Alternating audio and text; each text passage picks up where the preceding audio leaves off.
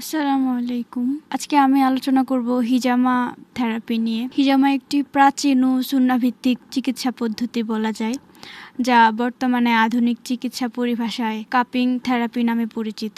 আরবি হিজামা শব্দের অর্থ হলো শরীর থেকে নির্দিষ্ট পদ্ধতিতে রক্ত বের করে। এই চিকিৎসার মাধ্যমে শরীরের দূষিত ও জমে থাকা রক্ত বের করে রক্ত সঞ্চালন স্বাভাবিক করতে সহায়তা করা হয়। ফলে শরীরের মাংসপেশি ও বিভিন্ন অঙ্গ প্রত্যঙ্গ রক্ত প্রবাহ বৃদ্ধি পায় এবং শরীর সতেজ ও স্বস্তিদায়ক অনুভূত হয়। ইসলামে হিজামার বিশেষ গুরুত্ব রয়েছে। নবী সাল্লাল্লাহু আলাইহি ওয়াসাল্লাম নিজে হিজামা গ্রহণ করেছেন এবং সাহাবীদেরকে হিজামার প্রতি উৎসাহ দিয়েছেন। তাই এটি শুধু একটি চিকিৎসা পদ্ধতি নয়, বরং একটি গুরুত্বপূর্ণ সুন্নাহও বটে। আর অনেকেই মনে করেন যে মহিলারা কি হিজামা করতে পারবে কিনা।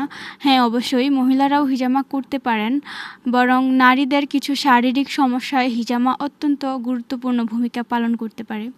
বিশেষ করে পিরিয়ডের সময় অতিরিক্ত ব্যথা, মাসিক অনিয়মিত হওয়া, হরমোনজনিত সমস্যা, মাথা ব্যথা ও মাইগ্রেনের ব্যথা সমস্যা, ঘাড়, কাঁধ, কোমর ও হাঁটু ব্যথা, শরীরের দুর্বলতা, ক্লান্তি, এছাড়া অনেক সময় অবিবাহিত বোন ও অনিয়মিত পিরিয়ড ও শারীরিক সমস্যায় ভুগে থাকেন।